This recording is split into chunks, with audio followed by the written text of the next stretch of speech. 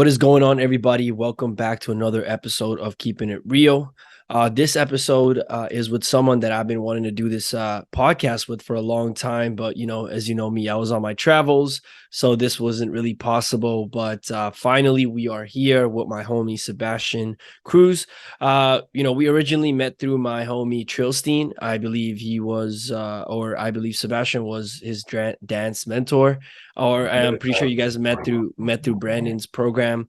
But yeah, I just stayed in touch with them. We've been in a couple of masterminds together. Someone that I bounce ideas off of, someone that I have conversations about, or I guess conversations with that I usually can't have with like everyday people. So it's always a blessing catching up with, my homie. But Sebastian, for the people that don't know you, man, just give a quick little brief, introduction of who you are, what you do, and all that. Blessings on blessings. It's a pleasure to be here with you, Splash. It's been a minute since we. Essentially, I'm an online marketer focusing entirely on dancers. I'm a dancer myself, also. Obviously, been dancing for 13 years. We met Trilstein and Brandon, went down that rabbit hole, started my own online fitness business specifically for dancers. Studied at the Norwegian School of Sports Science and just traveling. Like it's really one of those things that has been defining my life for the last it's got to be 12 years now. 12 11 years like of non-stop traveling, moving to different places, new cultures and everything. Let's get started with that, because I'm always interested in travels. I believe as well, for the time that we've known each other, you've been all over the place. One time you're in Spain when we're talking, another time you're in Malta, sometimes you're back home, and now you're currently in Cape Verde. But talk about your different travels and different places that you've lived and you've been, and where you currently are and why you're currently staying at the place that you are staying at. So for me, I am born and raised in Sweden. My father is Cape Verdean, which is a small archipelago right outside of Western Africa. And I never really felt that I belonged in a place. And I love Sweden. I had a great childhood, but I also had some really traumatic experiences from being chased by neo-Nazis, and our neighborhood was really what? I have some crazy stories about that if you want to travel down that route. Yeah, for sure. So it was a moment of when you're an immigrant in a new country, or when you're an immigrant in a country, even if you're born in that country. So my father is black, but my mom is white, so I'm mixed. But I was always proud of my African heritage. I was very open with it, and that led to things, But so I moved to Australia when I was 19, straight out of school. I stayed there for about a little bit over a half a year. Went home to Sweden, stayed in Sweden for a month, and then moved straight away to Norway, which is our neighbor country. Moved in together with my dance crew, and just dancing was the only thing I did. I was dancing and modeling. It was those two things for 4 or 5 years of nonstop. Then I met another dancer, who is the creator of Bachata Sensual. Her name is Judith, and I lived together with her also. We became partners, or boyfriend and girlfriend. And then because of that, I got the opportunity to travel again. So then I did world tours. I did tons of different, I've been to Siberia, I've been to China twice, I've been to the States 4 times, all over random locations, right? Places you will never go to. I'm so blessed. Just hearing me speak about this, it's a super blessing. And when I was modeling, I was traveling also. So I was also here I am in South Africa, and I'm so blessed. I'm so grateful for it. Then I moved to Malta. No, I moved to Barcelona, which is Spain. Stayed there for about 2 years, learned Spanish. Moved to Malta because of they have incredible tax benefits down in Malta. So I head down there with my company. Set that shit up over there, then moved to Sweden, and now I'm in the Cape Verde Islands. That's my life. Yeah, I how long have you been in Cape Verde for? I believe it's for is it 7 months? 7 months now. Yeah, 7 months. Okay. It's getting closer to a year. Time goes fast, huh? Yeah, man. What are some things that you like about Cape Verde, man, that makes you kind of stay there, other than just being in touch with your roots? Yeah, but I think that's the main thing, my brother. I think you also relate to that, and because I see when you're writing, when you're in Nepal, I see it. I'm but I can relate to that. I see where he is coming from. I see that energy of wow, I'm home. But at the same time, I'm learning. but everything I'm learning, it gives me answers to new things or to old things. I'd say even like I'm learning things about myself that I didn't know. Like, okay, this is from here. Like here is a clear indication why I am like this, but I didn't know about it until now because I'm here with my father and with my best friend. And I wasn't raised with my father. He was always present in my life, but I wasn't raised with him. I was raised with my mother. Right. And now I'm getting to know my father on such a deep level. But so it's that, and it's very simplistic, which is something I appreciate. And then just from like a business perspective, also because I know there's going to be a lot of entrepreneurs listening to this. If you can make money, if you can make euros or dollars, and you can spend escudos, which is what we are spending down here, like your resources are worth just so much. Like your resources is worth like a ridiculous amount more. Like I don't cook at all, and I spend maybe if I feel like balling, like if I spend today I spent €7 on 4 plates of food. No way. Yeah. And it's like it's fish, it's like fresh fish from the sea, it's chicken, like rice, legumes, like everything. That is so awesome, man. I mean, shit. When I used to live downtown Toronto, $100 would get spent just for existing. You know, I step outside, boom, $100 go. Whoa, where you know is what it? I mean? Yeah, but I felt that when I was in South Africa or in Nepal, when I'm earning US dollars, and I'm like, yo, I can do the most ridiculous thing, and the price will be almost literally laughable. You know what I mean? Exactly. Yeah. And that's it. But with that being said, also there comes for me at least, and I know, and I got a lot of inspiration from you. Like I really want to give you your flowers in this, because there's a lot of times I'm like, hey, Splash, like how did you do that? You set up a library in your old school. Like, what was the process like? Oh, you bought your family a car. Like, what was that thing about? And you're doing Airbnb with your family, and like, oh, wait, give me the keys. Because with the opportunity of being able to come back here, there is also I don't know what it's called in English, but like there is a feeling that you need to give back. Like an obligation. Obligation. Thank you. Because you're sitting with this knowledge that I've been gathering from you, from Trill, from Brandon, from Amber. So it's like, and now I'm here. They're like, okay, I got to give back. Like it's my obligation. But obligation can sound rough, but like I feel it with pride. I feel it with pride. Like I want to do this. I don't need to. I want to. Yeah, for sure, man. I mean, 100% obligation almost has like I guess a negative stigma to it. Like, oh, you have to, but I know what you mean by like, oh, you want to, because it's part of you.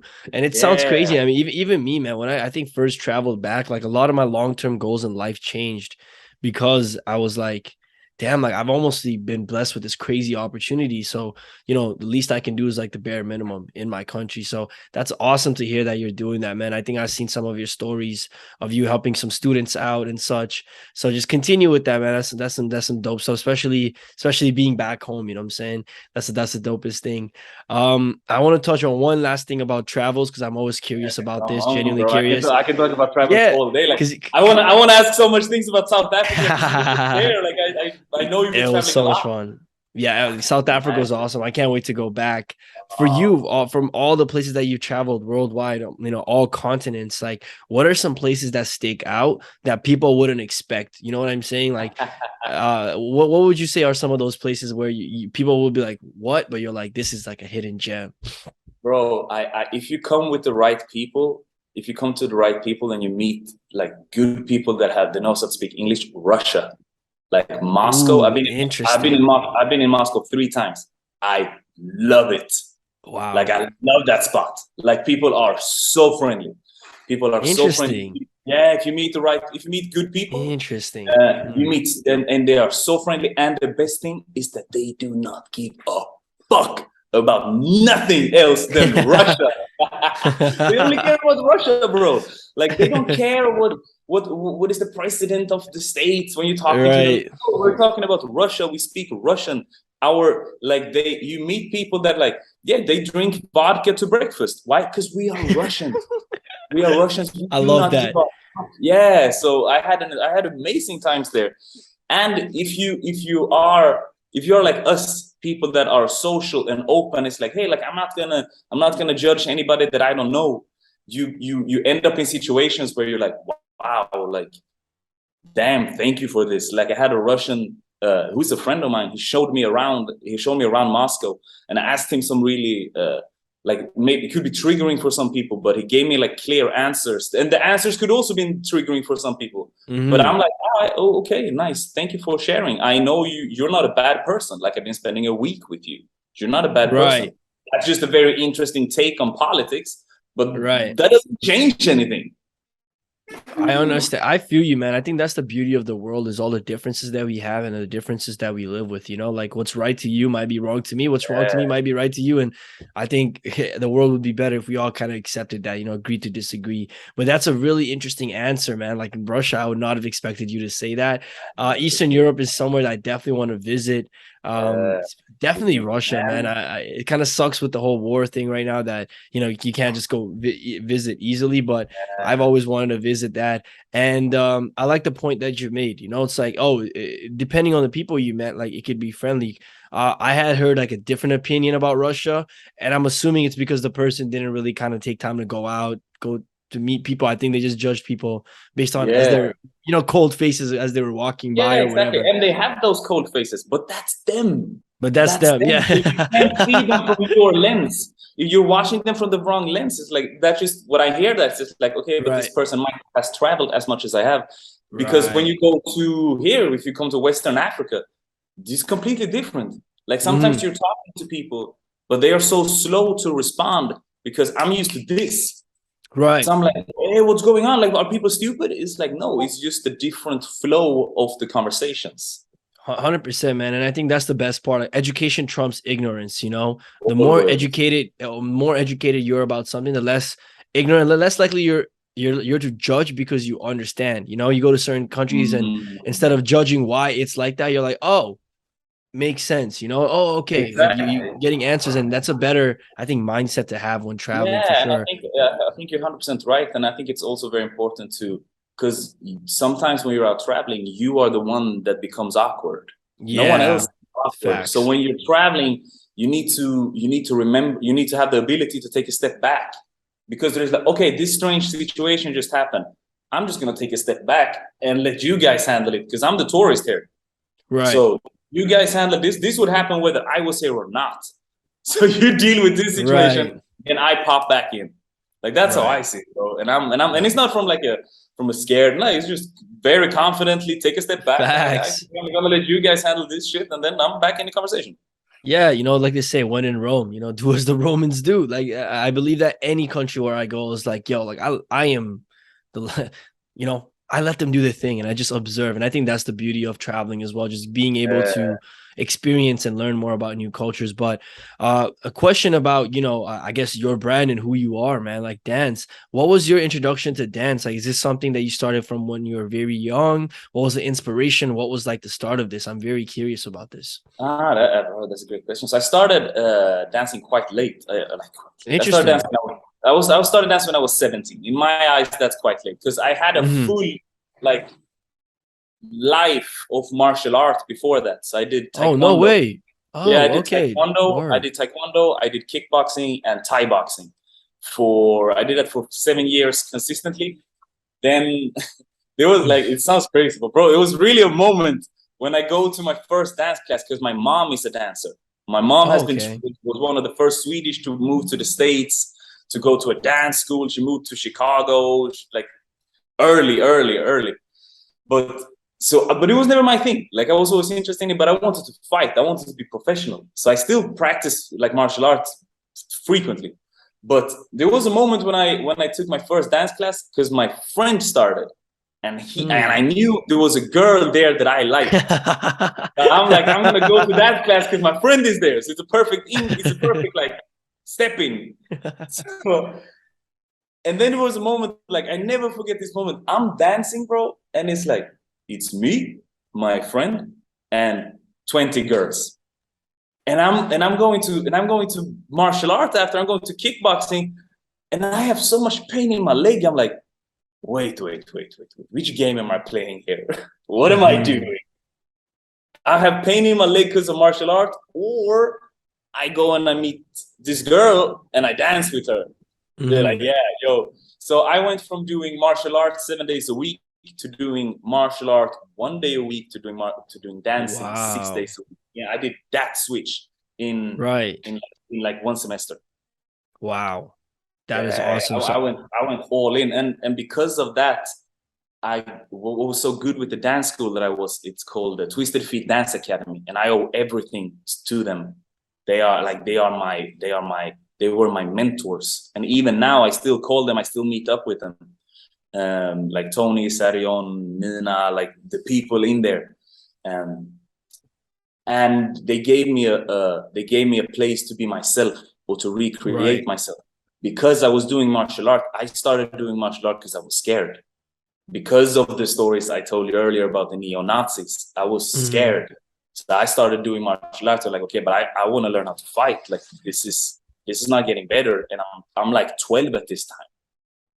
So at my school, this is not gonna sound crazy, but like at my school, true story, like people were doing like the Nazi sign with their hands That's in crazy. recess. Bro, standard. I was the nigger, like that. It was Right. standard. Yeah, and like it was nothing but Thursday. You know what I mean? Regular Thursday in school. And the Nazis then came from outside. They come from other schools, because yeah, like it was crazy. Like when I retell the Wow. stories, it's like, wait, what? Like, but Were it you was the my only reality. cur Yeah. were you the only colored person in your school, or it was just like a very Yeah, small yeah, population? yeah, yeah. It was, yeah, for Whew. sure. It was me and like one good dude from like Turkey, and like few girls from Turkey and like from Persia. But yeah, like African, as far as I remember, at least I was the one. Right. I mean, I can't, you don't, your skin complexion doesn't seem that dark to me, but I can only You imagine know in what I mean? Sweden. You know what I In mean? Sweden. And I had hair at the time, bro. Like I had hair at the time. I'm living in the sun. Like I'm living in the sun, so I'm browner than I usually am. So Right, like, right, yeah, right. but just Africa is Africa. I don't know. Like, Yeah, that's it's just so like, yeah, crazy to hear, because that's not what we're used to. I mean, at least where I was raised, I'm not used right. to that, only because in Nepal first it was just all Nepalese people, and then when I came to Canada, Toronto being one of the most multicultural cities in the world, I was Yeah, able to just kind of grow up. I think that's what I was saying earlier, like the education trumps like ignorance, because from an early age, I learned about so many different cultures just through having friends, growing up on Jamaican exactly. food, growing up on Middle Eastern food, knowing their culture. Like Yeah. you kind of understand things more. So it's so interesting to hear that, because I never kind of experienced any. That's why I was so surprised, because it seems like whoa to me, but I guess to you and people that have been in your situation, that's almost like reality and normal. You know what I'm saying? Yeah, and you become part, like the fascinating thing with human. And again, if you look back to dancing, or like to traveling, you meet so many people. Like we are so fast to adapt. We adapt so Mhm. fast. It's like, all right, then this was part of my reality, and then life continued. Like that Right. was it. And after a couple of years, it ended, because then Right. it was almost like it was fashion in my little, because I'm from a village. I'm from a in Mhm. the During the time I lived, there was 15,000 people in that village. Um, so at that time, it was, yeah. It's so hard. Like even now, recollecting it, because I'm talking to my best friend, who is my business partner, because he was in my school. We were best friends already back then, and when Mhm. we were talking about things, he's like, "Yo, like, do you remember this?" And I'm like, "Bro, like, if I remember it, like, question is, do you remember it?" Because he's Swedish. He's full on Swedish. So he's like, Right. "Yeah, wow, that was crazy. Like that shit happened. That shit really happened." Right, right. That's so crazy. And I can definitely see how that, can influence you to go to dance. Quick question on that, man, which is like, it's pretty fortunate to have a business that you engage in that is tied with your passion, that is tied to something that you've been doing. And I know like a lot of people cannot do that, especially I feel like a lot of creative stuff.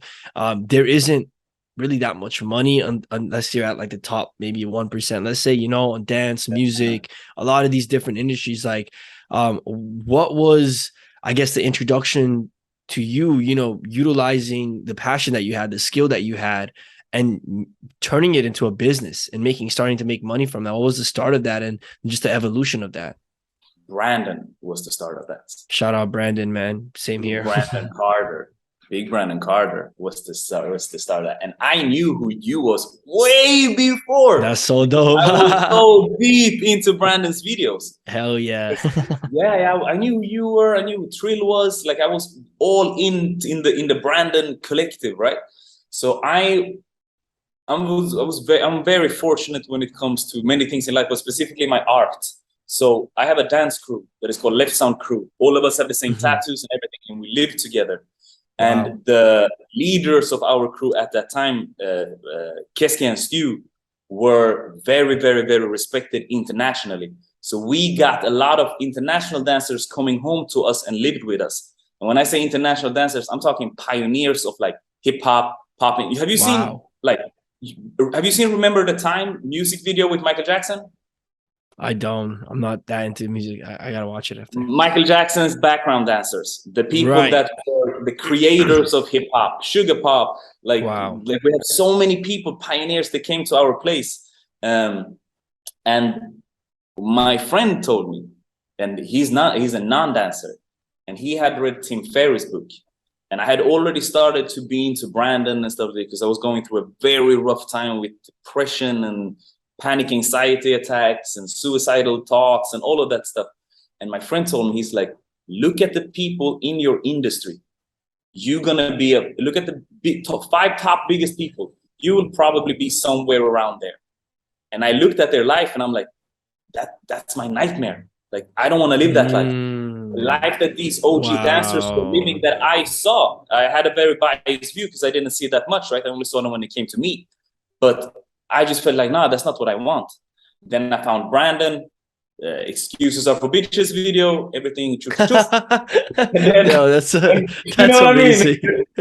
That's a if you know, you know type moment right there. Holy no, for sure. So then he gave me a roadmap because I was already bald.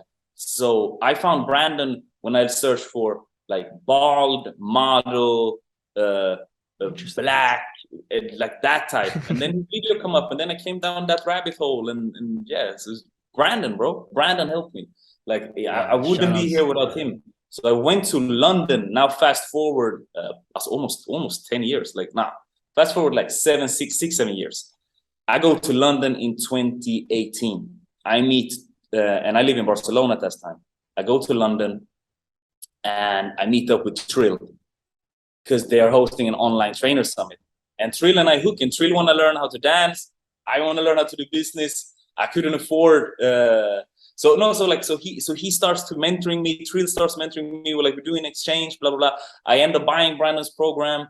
And fast forward now I'm here. But so thanks to them, like without Trill and without Brandon, I couldn't do it.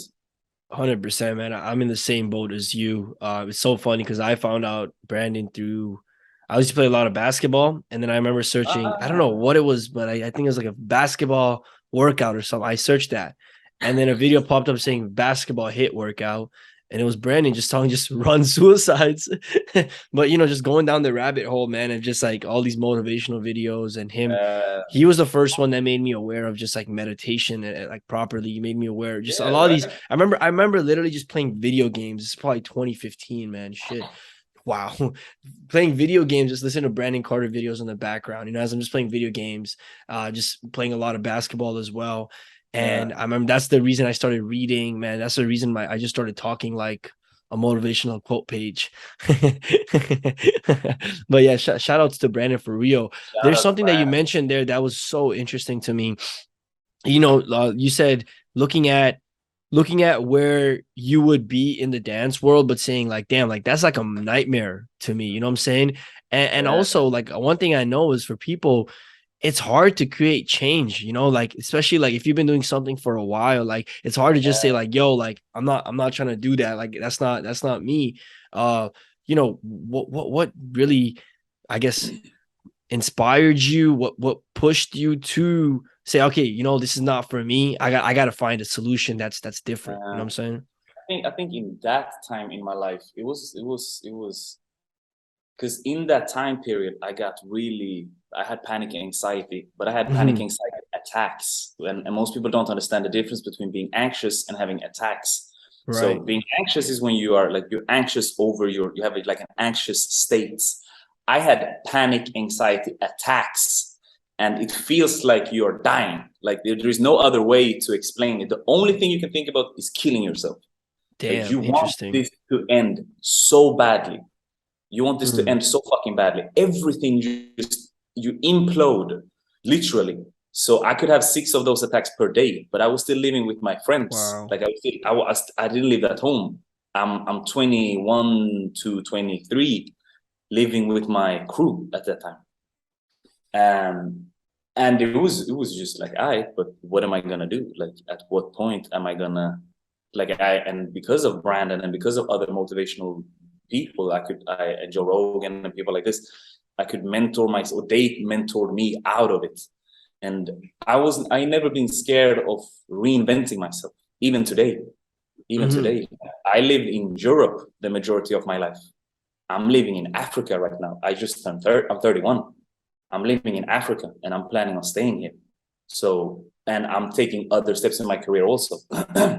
And I think it has to do with a confidence in, like, I'm very blessed with my family, and I love my family, and I get closer with my family the older I get. And I'm very open with my family. Like, I invite my mom to all of my bullshit. I invite my father to all of my bullshit. Like, I let them know, like, hey, I did this.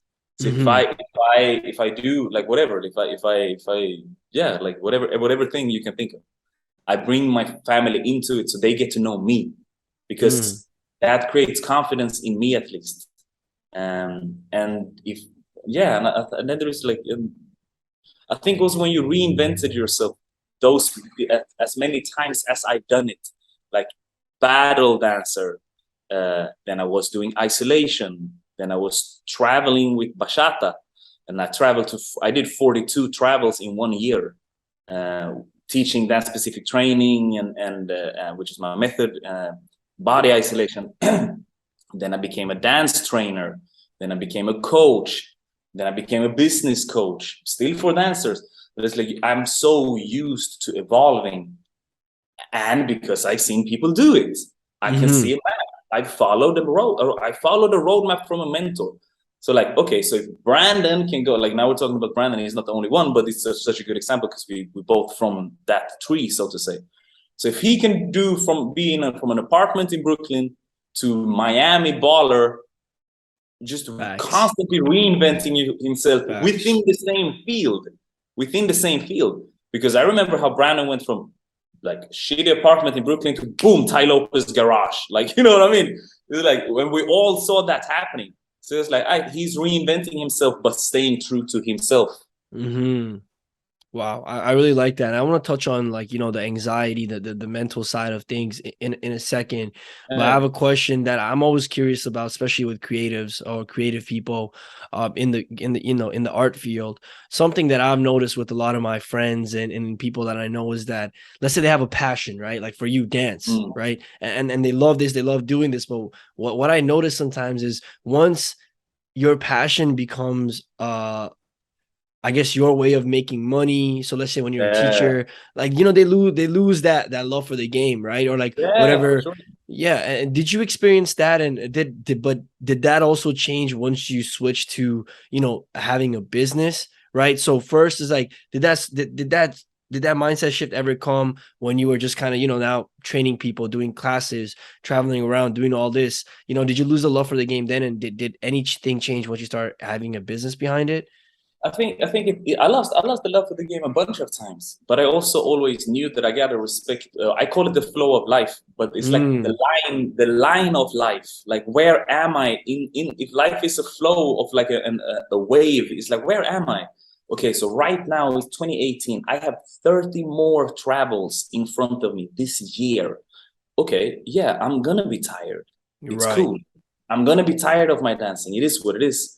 Now, I can, like, complain about it, or I can do it and just know that, okay, in 2019 I'm gonna fix it. I'm gonna travel a little less.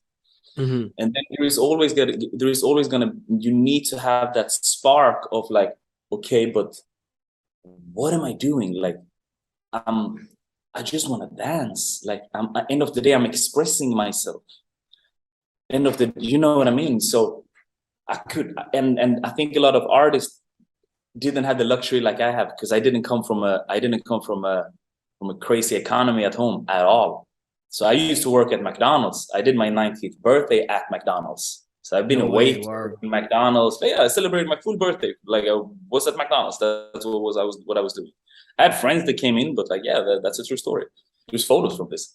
So I always had that ability to check myself. Okay, but what am I doing? Like, where am I on the flow of life? It's like, should I complain? Should I really complain now? It's like, yeah, I lost the love for dancing, sure, but it's gonna come back if it comes.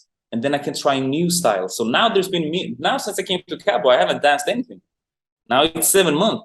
But like I said, I picked up my phone and I did what I did before. I called my mentor, my old dance mentor, and I say, hey, like I want to come back into dancing. I feel stuck in my dance. Can you give me some tips and tricks and techniques on how to, get out of this rut? He's like, yeah, sure. Do this, and think about this. What do you want to accomplish? Just have fun, blah, blah, blah. So there's always ways to come back to it. And I have a very special relationship with my art because I was doing so many shows. For me, it wasn't because I was doing modeling also. So I was doing what's called showrooms. And showrooms is when you are essentially in a room and you're just showing clothes for the head managers of a store that sells Levi's, right? So you're gonna show them and let's say you're gonna show them 20 different outfits in 30 minutes, and then you're gonna do that 5 times. And I'm gonna dance in between. So I had my opportunity to practice my dancing. It was on stage. So I got so used to practicing on stage. So it has to do with that. And then yeah, it's normal to lose it, but you gotta always remember, it's like, what am I doing? It's like, I'm dancing. Yo, come on. Mm-hmm. It's like, I love that. I lost the love for dance, but it's like, don't worry. Life is long. And I verbally said, I'm JC. I've retired 4 times. I think right. I retired from dancing 4 times. And then I always come back. Because I miss it. Yeah, I love that perspective, man. That flow of life. That's a really interesting and it's a cool way of looking at it. Of just you fall in and out of love all the time with what you're doing. That's gone. Because most people don't respect the flow of life. Sorry for interrupting you, but most people don't respect the flow of life, and they start to compare themselves. And I think it was you and I had this conversation. I'm like, yo, bro, how old are you? Because I didn't know. You're like, no, I'm this old. It's like, it's cool. I'm older than you. So I could sit here with envy and think wow, this guy he bought this thing for his mom, he bought a car to his dad, and then he bought a fucking house. It's like, damn, that's awesome. And I'm here doing nothing. It's like, yeah, but I got to respect my flow of life. Right. It doesn't take away your shine, doesn't take away there is enough room under the sun for all of us. Facts. I agree. I can either choose to be a bitch about it, or I can come from a humble abundance mindset with what Trill is constantly talking about this. And it's really just yo, bro, help me. How can I learn from you? How can I learn from you? And sooner or later I end up there. That's facts, man. Just forgot the quote, but it's just because you're eating doesn't mean doesn't mean that you're taking away from my plate. Just because you're eating doesn't mean that you're taking away from my plate. It's facts, man. It's all perspective at the end of the day. You can look at someone, get inspired or envy, and the choice is yours, and how that affects you is on you as well, because you choose to look at it a certain way. Exactly. So and it's all perspective. Facts. And you gotta be able to truly start to enjoy those small things. It's the small things of I'm sitting here sweating. I'm sitting here it's so warm in my apartment right now, and it's 8 o'clock at night here. But it's I can complain about it, or it's yeah, it's warm because I'm in a tropical island outside of Western Africa. The fuck is I swam at the beach. I swam in the ocean twice today. Why? Because I can. Because it's so close. It's taking me 2 minutes to go to the ocean. I'm gonna complain about the heat. It's nah. Yeah. No, I love that, bro. Think about. I do the same thing, especially once I started traveling. I remember once I was just mad that the elevator was taking too long, and I chuckled, in that moment, I was like, look at me complaining that elevator takes too long because I live on the 49th floor, on my own apartment. I'm like, I started laughing at myself because I was in Nepal like literally 2 months ago, and I was like, wow, like this is hilarious, But like you said, everything's Yeah. perspective.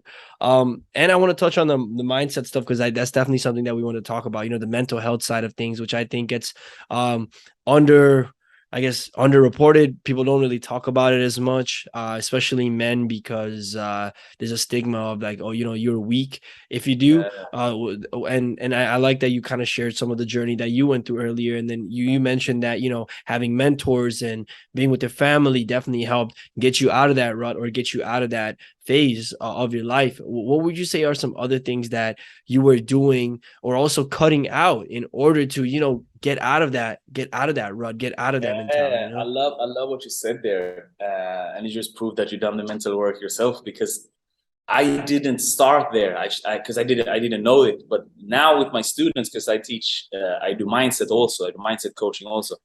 So the first thing that I give them is like, okay, we're gonna create a fuck no list, and the fuck no list are all the things that fuck no, I'm not doing it.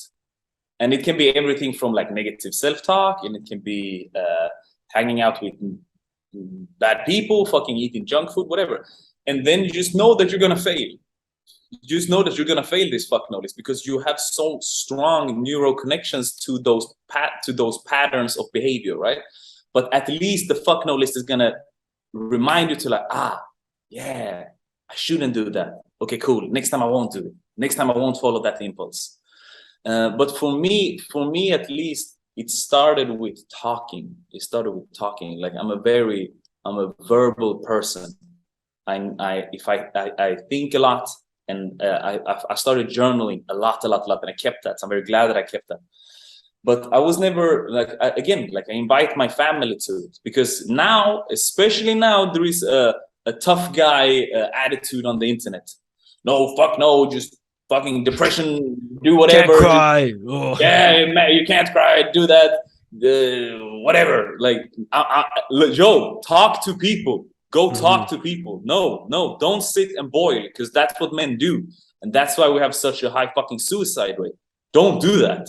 Don't do that. Share with your homies. I spoke with and again, like people you trust. Like, and then you're gonna share with the one person, and he's gonna give you shitty advice, and then you learn. Okay, cool. Like, I can't talk to you about this shit. Yeah. I talk to another one. It's not that big deal. So for me, it was definitely talking. But the most important thing is that I started taking care of my health. Like, I can't stretch that enough. And most people think I'm selling shit because I'm also a fitness trainer, but they forget that I started fitness to fucking survive this shit. Like, I started running because I ran away from anxiety. I literally ran away from anxiety. I just started running. I just did something. I went to the gym, getting panic anxiety at the gym, didn't train, went home. Went the other day again, did one exercise, panic anxiety, went back home. Did that thing again, 2 exercises, perfect. Now we're progressing. Then I just started running. Running. And now I hate running. I never run. But I started taking care of my health and my diet and like everything. What I consumed, what I read, what I listened to. Not only my thoughts, like everything. And I became my mission. My health became my mission. So like even now I have notes like put up on my walls, and like in my office I have notes everywhere to remind me of who I am. And I had to redo that. So I had to rebuild myself. But for me, it started with like going to sleep at the same time. Stopped smoking because I was smoking cigarettes and I had asthma.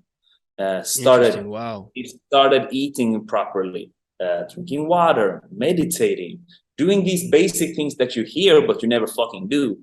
So it's like you don't necessarily have a mental, because again, we're in very, very special times right now. It's 2 polar opposites where everybody have mental issues and nobody wants to talk about it.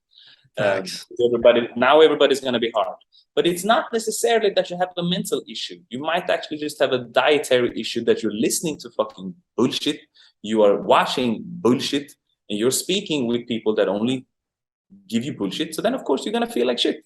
You might just shit that hard. You know what I mean? Yeah, input equals output. I think this was like a lesson, Always. Well said.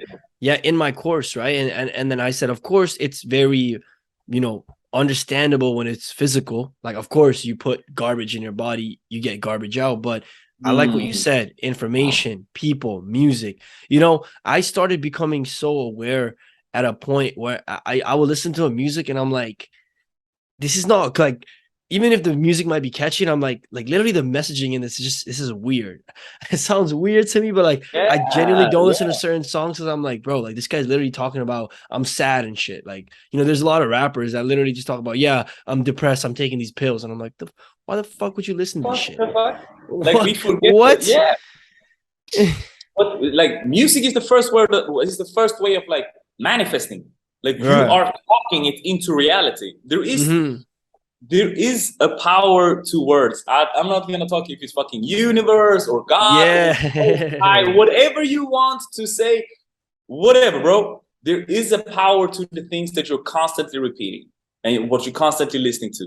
So whether it's consciously or subconsciously, if you sing like do this, I fucked that bitch, blah blah blah, this happened, my friend committed suicide, la la la, and then now I want to kill myself. It's like, hey, listen, That's a wild that's song. but it's true though. Like that's a fucking album somewhere. Like I don't know who it is, but That's it's true. something. You're not It's some wrong, of the bro. Lil something brought that song. I tell you. Yo, that's too funny. But 100%, man. Even like podcasts and people I used to watch, I was like, all this guy does is complain. And I notice Mm, all I do is complain too. I'm like, and that's the power of the environment, right? Like a lot of it is so unconscious. Like that's what I've noticed. Even living with Brandon, I remember for the summer, something that Brandon does, he doesn't point, he does this, like he points like this with his thumb. I remember, and I remember when I came back, like I do that. But I didn't even notice I do that until like I was aware of it. Or even saying, I remember when I used to say "you heard" a lot because that's all Brandon. You know him. He says "you heard" after every sentence. I remember coming yeah, back to Toronto. I'm just saying "you heard" every other second. So I'm just giving an example of like how important, how influential your environment is, and so much of it is yeah, unconscious. So exactly what you exactly. said, man. Just in every way, you got to be so aware of your input. Something I started doing, I actually don't listen to music at the gym at all. I don't remember like the last time I spent a whole session where I just listened to music. That just seems like a waste of time for me. What I started Yeah, doing is listening to podcasts, audiobooks, always. usually the ones that I see kind of like develop positive thoughts, right? So I don't even sometimes listen to books just to like kind of like learn, like, okay, I gotta like about this topic. It might be books like The Magic of Thinking Big, or let's say Yeah, Relentless, right? Because whatever they're saying, I know like those type of thoughts, same type of thoughts will come to my head throughout the day. So I was like, okay, once I started doing that, I noticed a huge difference in my life. Like, after the gym, when I'm done, boom, the thoughts in my head unconsciously are just more positive, more, exactly. self, I guess, like, bringing me up. Like they're things that don't bring me down. And so that's a really, really good point, man. And I think, like you said, it's easy to think about that on like the physical end of like food, but I think so many things are so unconscious that people need to pay attention. But thank you for sharing that, man. And just even I've noticed ever since I stopped my travel, came back, been more on my health grind, I just feel so much better. I think so much clearly. Oh, I'm like, I like everything. myself. I like myself more, and that's Exactly. literally goes to the question that I asked you. How'd you get out of it? Is literally doing the things that you kind of feel more proud of for doing. Like Exactly. so. Exactly. And then Yeah. no, keep going, sorry. No, I was done. I want you to continue. My Yeah, bad. but and even then it's like, but we have a tendency as people to we don't respect the flow of life. We don't respect the flow of life. If I came to you, Splash, and I say, hey bro, I really want to learn about this email marketing shit, like please fucking show me. I'm not gonna like, yeah, but this other guy promised me fucking 30 days and 10K in 30 days. It's like, no, listen, shut the fuck up. Learn. There is a flow to life. You got to go through these different flows. And then maybe you're going to end up there. Or you need to take a few steps back and go. Because what we want is this quick fix. We just love quick fixes. It's like Yeah. how to get 3 tips to get rid of your anxiety. Bro, it doesn't work. It doesn't work. Like, I also do this because it's marketing. But then in my videos or That's in my facts. captions, like I'm so open with it. But in my videos, in my captions, or as soon as you purchase my shit, it's like, I come here, sit your goofy ass down. Listen, you're not gonna get good in 30 days. It took me years to get here. Now I can promise you that you're gonna feel better in 30 days. That's what I'm gonna promise you. Now follow my lead, and here we go together. And I I think love that. it's so important, bro. I think it's so important to respect that, and to have the ability to have patience.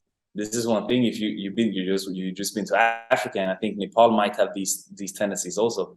Bro, I really need to go to the Nepal family. Like it's Oh, high on my 100%, man. We high up definitely on my list will. to go to Nepal, brother. We But definitely you will, man. We practice definitely will. patience. You practice patience. It's like, okay, what happened? Electricity went. What does that mean? It means that everything that runs on electricity is out. Yeah, but I want to watch my fucking Netflix series. No, you cannot, because electricity is out. So you practice patience. I And love same that, thing. man. Yeah, the point you're making and the thing you keep on repeating is like it's I'm starting to understand it when you say like the flow of life, almost as like and exactly what you said, what you tell your clients when they join, it's just accepting reality, right? I think nowadays, man, it's weird. I was thinking about this the other day. Like there is how the world works, and then there is this mindset that we all have that we think how the world operates, right? To a point, it's gotten so ridiculous to a point, and we're not going to get political, but there's many political examples of this where you can't even say truth because it offends people. So you have to kind of, like to go on with this lie so people feel better. So in the same way, like what I like that you do is keep it real to them from the start, so they know, hey, this shit's gonna be hard. Like this is not. Yeah, I said 30 days, but there's a huge difference in the marketing side of it and just the reality side of it, right? And even what I've noticed, and you can probably attest to this, it wasn't one thing that blew your business up. It wasn't one thing that got you out of it. Oh, It was the combination of many things just compounding, right? You doing all these things always. consistently and just compounding that got you out of that rut, that got you a successful business, that made you an amazing dancer, right? So I love that we got to touch on this because I think this is something that is missing in the world. People just telling truth and people just being in touch with the reality of like, yo, Exactly. this is life. This is just how life works. Doesn't matter what you think or what you may think it should be like. It's like, no, this is the way it is. Just like the electricity example. This is Yeah. what happened. Don't worry about your fucking phone right now. The electricity's gone, bro. That's Yeah. reality. Just accept it. Exactly. And I think there is two. Bro, I think it's internet. I don't know if it was. I don't know who told me. I don't know who posted it. If it was Amber. By the way, big shout out to Amber. Big shout Fucking out, Amber. big shout out to that alpha woman. I love that woman so much. She's such an inspiration. That's my sister right there. That's my fucking family. Likewise. But I think there is two. I think there is the way that the world actually works, and then there is the way that the internet tells you how the world is Yes, actually working. facts. And because we are so integrated, bro, where are you? Where are you right now? Toronto. I'm in Cape Verde Islands. I'm right next to Senegal, and like I'm talking That's to you so in crazy. real time. So this is such a we are in like we are. This is such an evolvement of our reality. Like this Facts. is reality, but it's not reality. So it's such a weird thing. So because after we're done, I'm gonna go on YouTube, and then I'm gonna fucking this algorithm is gonna send me some shit, and I'm gonna watch it. And it's like, okay, cool. There is actually 3 steps to get out of depression. No, because that's only what internet is telling you. Then there is how reality is. You know what I mean? Right. And then we confuse that because the line is so thin. Like there's such a thin line between reality and reality of internet. So I think it has to be that. 100%. I think to think like this, a huge thing that's important is self-awareness. And I see you as someone that's, very self-aware. And those that don't think in this way that we're talking about they are lacking self-awareness, right? They can't just look around and see how things work. What would you say are some things that probably, I guess, woke you to this, or things that have helped you become more self-aware as a person, where you can make these decisions, I guess more logical decisions based on the information that you have? Yeah, I'm gonna show you. Hell yeah, I want to see this. It's good. So there is a lot of things. There is never just one thing to point at. Oh, I'm self-aware because of this. No, it's everything. There's a lot of things. But This book is called The Master Key Oh, I know that. by Dr. L.W. de Lawrence. So make sure to get the author's name right. L.W. The de Lawrence. Master And it L.W. de was my Lawrence. life before this book, and there is my life after this book. Now, this book is not a book that you skim through. This is a course. This is a self-development course that you're purchasing. So I don't even recommend it for everyone, because I just know people is not gonna do the work that is needed. But this book, right, and his practice taught me to hear my inner voice and get a connection with my inner voice and start to understand that it's like, okay, but these thoughts, everything that I'm hearing is not facts. It's not all factual. It's just thoughts. And then that led me to take other steps. And then I joined Tim Grover's mentorship program. I got a scholarship there, and then I took the other one. So I got scholarship to take the other one. Then I took the other one. Then I took the third one. Then I bought this thing from Brandon. And then I joined Trill's hyper productivity method. And I took your productivity and mindset method course also. It's like constantly. So it's a constant development. You got to be addicted to learning, and then be humble to learn from everyone. Like I'm listening to a lecture about female African rulers, like the Egyptian queens and pharaohs, and from all out throughout Africa, and the things they have accomplished. Because we men, we have a tendency to think that women are not they can't do shit. So it's like, let me see what is actually up. What's actually up? Like, who are the greatest women of our time? And so I think it has to do with like a constant want and keeping an open mind. I realize, keeping an open mind and being curious. That's it. That's it right there. You keep an open mind, where if you hear information that you may not know or may go against what you believe, you're open to listening to it. And second, just curious, like, yo, like, what was it like? And I think that's so important for growth and learning, for sure. A lot of things, I think, two characteristics people don't have nowadays, man. I think people are so closed off, and a lot of people are just, they don't care to know things about anything, to be honest. And people forget that we are getting fed an algorithm that just wants you to eat more. There's just such a confirmation bias. Now, for example, bro, before I met you, I didn't even know where Nepal was on the map. And it's not because of like, I'm so ignorant. No, I honestly didn't. So it's like, hey, cool. He's from where? Nepal. What the fuck? Like, I heard about Nepal, but I don't really know where in the map it is. Okay, cool. Okay, so what do they believe in? Okay, they believe in these things. Okay, let me see. Okay, wait, I gotta go there. Like, you want to know one of my like number one spots that I like? There are two places that are really on my map, and it's Iran and Iraq. Wow, interesting. If I can go to Afghanistan, I would love to. I go tonight. Yeah, I go tonight if I can. How come those three places? Because I have friends that go there. They go there frequently. They go on vacation to Iran. So it's like, yeah, wait, what? So media is telling me all of this, but my fucking brother was there. Like, you know what I mean? One of my dads, he was there just the other years ago. He was there the other year. So it's like, but he came back cool. You know what I mean? He's still dancing. Yeah, yo, that's so true, man. Because even, you know what, like, I've had that with like things that media puts a negative spin on, cultures, experiences, places. But I've also had that in like good place. Like, for example, like certain places where in the media, it's like LA, the world, the dream world for everybody. I went there. I was like, yo, I hate it here. This is whack, Yeah. Or like South Africa, like no one knows anything, like people like, if like, let's say for me, my everyday friend, I just go like, yeah, let's go to South Africa. They're like, no, it's dangerous. This, or even Colombia. I remember when I went to Colombia, all people had all this opinion about, I thought that was dangerous. Oh, this, that. Oh, bro, what the because they're in the matrix, plugged in, you know what I'm saying? Like, just and that's it, bro. That's it. It's like, the matrix talk is very on top of everybody's mind right now, and we should be happy that there are people like Andrew Tate that are preaching about this shit. Facts, man. Listen, guys, one thing I'll say, I know there's some of you that may disagree with him, but something that I always say, and this is a good reminder, I still have not met a man that I 100% agree with in this world. So just unlearn to agree to disagree. Just don't take the things you don't agree with, or don't. That's the funniest shit is people get emotional over, oh, he has an opinion that I don't agree with. I'm going to get mad. Like, what? You have opinions people don't agree with. Like, would that make sense if they got mad because you thought that way? Like, no, right? So that's a quick note.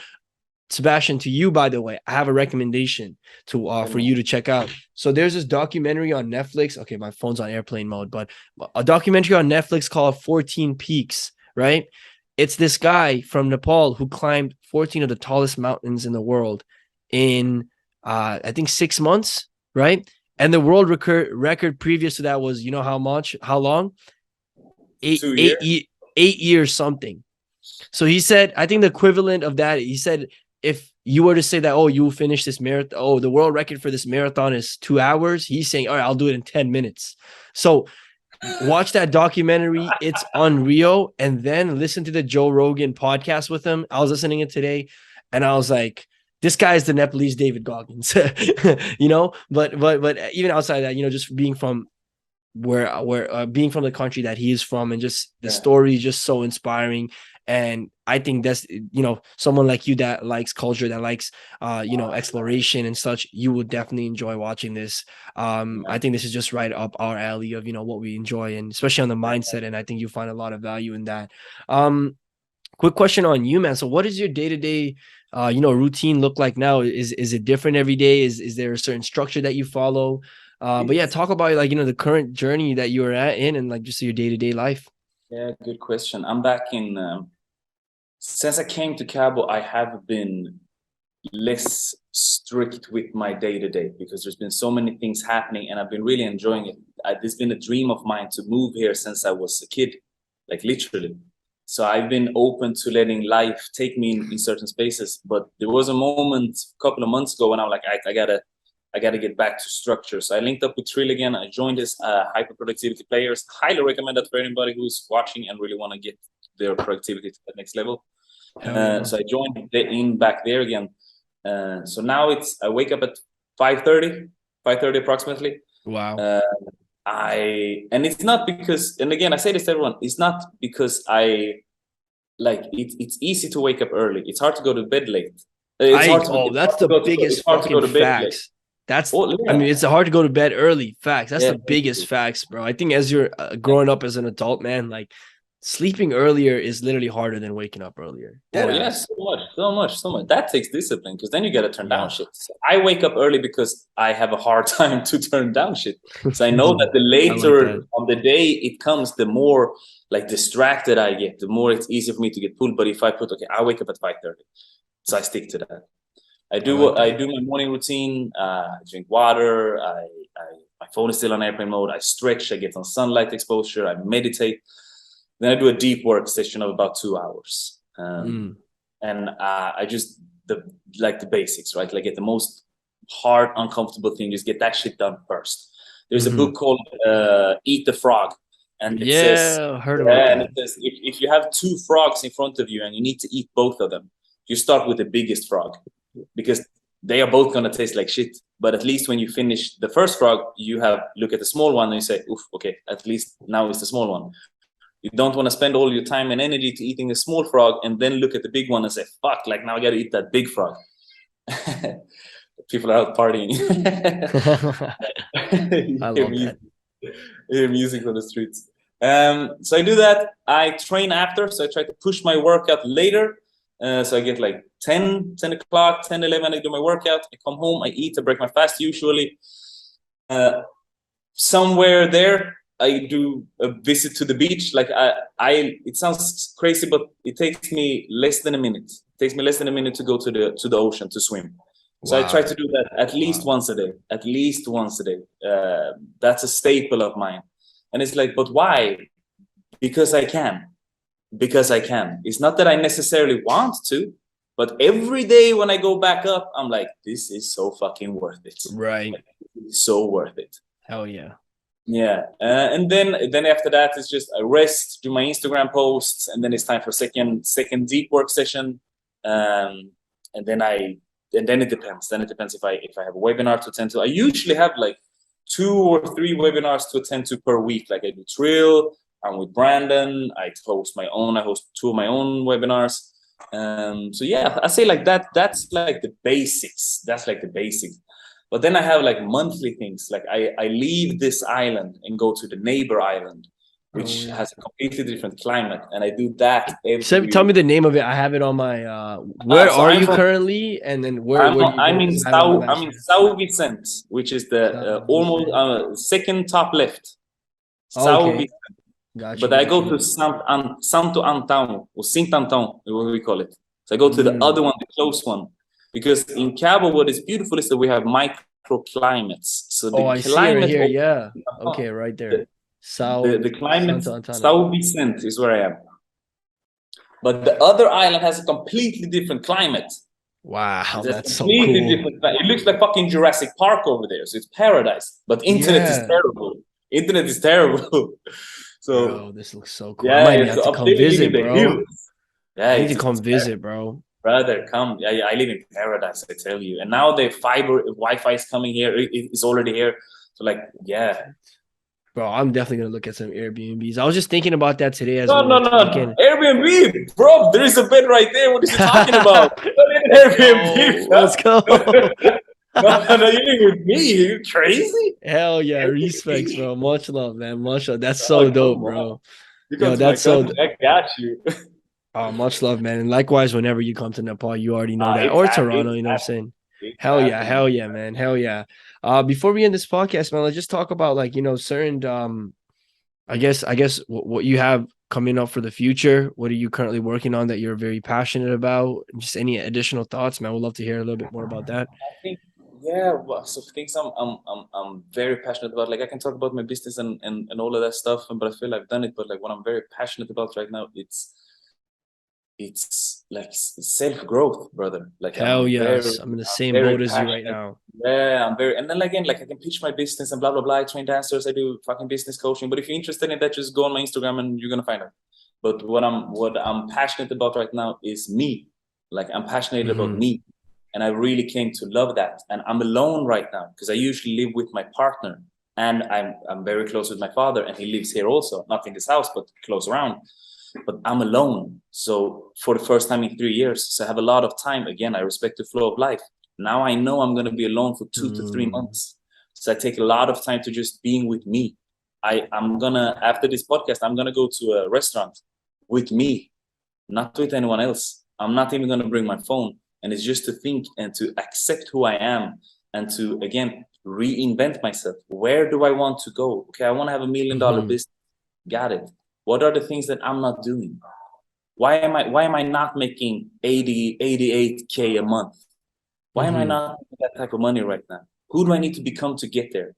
Right. So I'm very passionate about this journey, and I'm very passionate about that because I know with that income I can help a lot of people, and I can have a fucking fantastic life, which is all because there comes a point in life where you have to take a step back and like, okay, what do I want? More girls? No.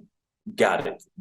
More time at the gym? No. I'm very proud of how I look. Perfect. Got it. Dance more? Yeah, but I don't. Personal reasons. Okay, cool. Got it. So like, okay, but what do I want? More income. Why? Okay, because I'm not helping enough people. Like I'm not reaching. Brandon is talking about this. Is like, and it's really one of those things that I've been contemplating lately. Like the only thing I fear right now is not living up to my fullest potential. Facts. Like, I love that. That shit keeps me awake. Like I can go to bed and I'm like, fuck, like did I do all that could be done today? Like, did I really do that? Like, am I proud of my achievements? If I don't wake up tomorrow, like, yeah, I am proud of my achievements. Okay, cool, then I post it. But so yeah, I'm passionate about me and my self-worth and really digging into stuff and like, yo, like me, like I'm the price. Like, and I say this to people, I talk about it to my students, and some of them get it and some of them they just don't get it, and it's cool. But I say this, I have this I'm the price mentality. And in any situation, it's like, but I'm the price. Like I am the valuable person here. And then I explained this to a girl. And she's like, yeah, but I could also say I'm the price. I'm like, yeah, I know. That's the reason why you are allowed to spend time with me. Because you are also the price. But Facts. you have to take away the fact that I'm the price. Facts. Dude, I Like I'm love talking that, about man. me right now. I'm not talking about you. I'm talking about me. I'm the price. Yeah, I'm also the price. I know. You're also the price. Splash. Trill is also the price. But you got to believe it. You have to internalize it to a deeper level. And I'm on that journey right now. So that's what I'm looking forward to Dude, the most. And hell just yeah. spreading that message to people and just, love, brother. Love. I'm coming from a place of love. Like I always. love Like, this. yes, Hell yeah, man. One thing I would say is the thing what that I about took away you? from What about you? Where are you? I'm in this the reason that really resonated with me is I'm in a very similar boat because um I'll give some context first to the point I was trying to make. Or let me just first mention this, man. I think the main thing I took from today's podcast is like the flow of life. That concept, certain things got clear to me on that. So thanks for sharing that.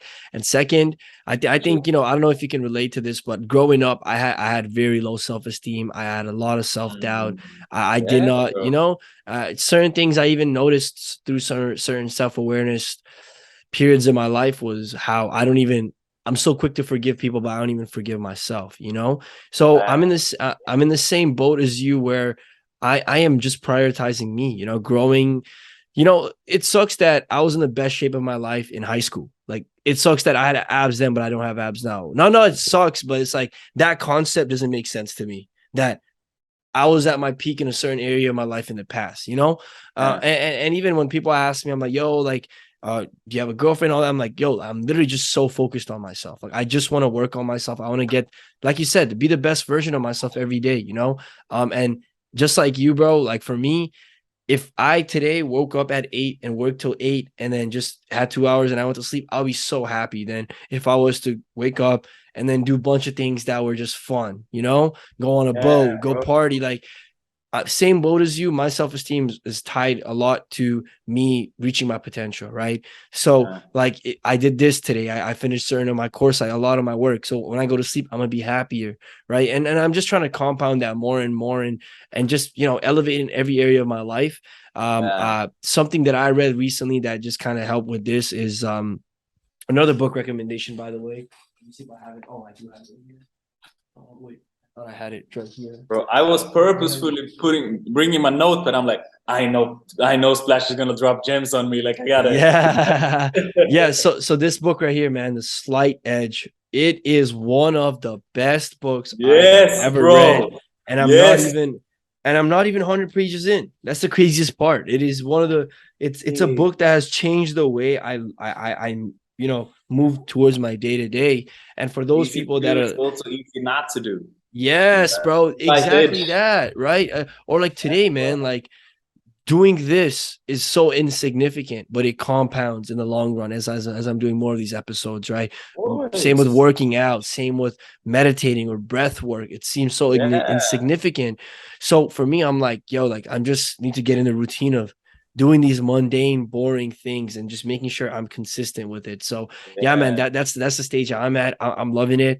I'm already seeing some change in my life, just like mentally, even physically. Like I had gained a lot of weight in Nepal this 1 month. I was just kind of like mentally not feeling it, so I was just very just stagnant and just getting from that or even changing the perspective, man. Like I look at myself and I'm like, the story is just going to be so much better now. Like like the story is Yeah. just going to be so much more lit Exactly. when I'm back where I want to be. So yeah, that's where I'm at, man. So any additional things you want to say, brother, before we end the podcast? I'm gonna put all your socials down below. Yeah. Anything that's related to Sebastian's gonna be down below, guys. Definitely go give him a follow on I think Instagram. This is my homie. But yeah, sorry, go ahead. I think one of those things that you like, just we've been talking a lot of good stuff here on this pod in short time, Facts. but I think one of those things is to when you are doing exactly what you're saying right now. You said, okay, but I gained a lot of weight in Nepal. Got it. Yeah, but that's facts. If It, that's it facts, then it it is is what what it it is. is.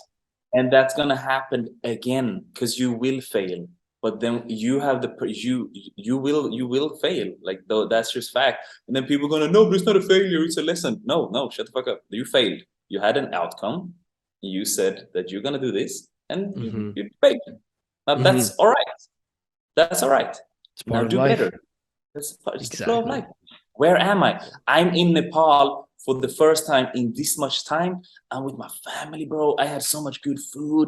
I had this so memory. much. I had So much good food. I had this memory of me eating with my father or my grandma and my friend and blah, blah, blah. I don't regret nothing. Okay, cool. Flow of life. Now what's going to happen? Now this is going to happen. And then the story is going to be so much more dope. Hell yeah. Or you can choose that perspective, or you can choose to, oh my God, like, what did I do? Beat myself up over it. Now I just practice being grateful. If I can give one advice for people, it's like, love more and practice being grateful, because it's a skill. People forget that being grateful is a skill. And the more you do it, the better it's going to feel. I love that, man. I love that. And I think that's a perfect note to end the podcast on. To everybody listening, thank you so much for taking the time to listen to me and Sebastian talk today. This was, as always, like, this is such a cool thing for me, being able to, you know, catch up with close friends of mine, ask them questions, and share with you guys, so you guys can take something out of it as well. Again, this didn't even feel like an hour. It felt like just a normal conversation, you know, that me and Sebastian just be having. So much love, guys. I'll see you guys in the next episode, and hope you guys have a great day. Bye-bye.